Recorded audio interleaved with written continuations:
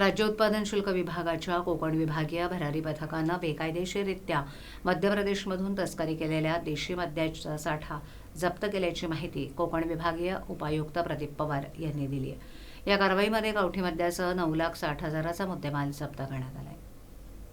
उत्पादन शुल्क विभागाचे आयुक्त डॉ. विजय सूर्यवंशी आणि सह आयुक्त प्रसाद सुर्वे यांच्या आदेशानुसार विधानसभा निवडणुकीच्या आचारसंहितेच्या अनुषंगानं वाहन तपासणीचे आदेश दिले होते। याच पार्श्वभूमीवर विभागीय उपायुक्त पवार यांच्या मार्गदर्शनाखाली कोकण विभागीय भरारी पथकाचे निरीक्षक दिगंबर शेवाळ यांनी आपल्या पथकासह 17 नोव्हेंबर रोजी मुंबई आग्रा हायवेवर तपासणी नाका लावून संशयित वाहनांची तपासणी केली।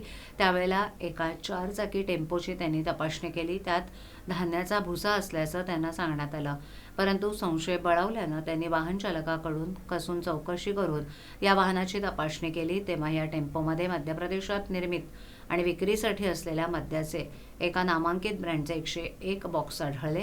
त्यामध्ये 180 मिलीलिटर क्षमतेच्या 5,050 बाटल्या आढळल्या। या प्रकरणामध्ये सागर पाडवी याला अटक करून परराज्यातील अवैध मद्य वाहतुकीसाठी वापरलेला टेम्पोही जप्त करण्यात आला आहे। या टेम्पोतून महाराष्ट्र राज्यात विक्रीसाठी असलेले देशी मद्याचे 101 बॉक्स आणि 50 गोण्या भुसा असा सुमारे 9,60,000चा मुद्देमाल जप्त करण्यात आला आहे। निरीक्षक शेवाळ यांच्यासह दुय्यम निरीक्षक रिंकेश दांगट, HB यादव, VV सकपाळ, सहाय्यक दुय्यम निरीक्षक महावीर कोळेकर इत्यादींच्या पथकानं ही कारवाई केली।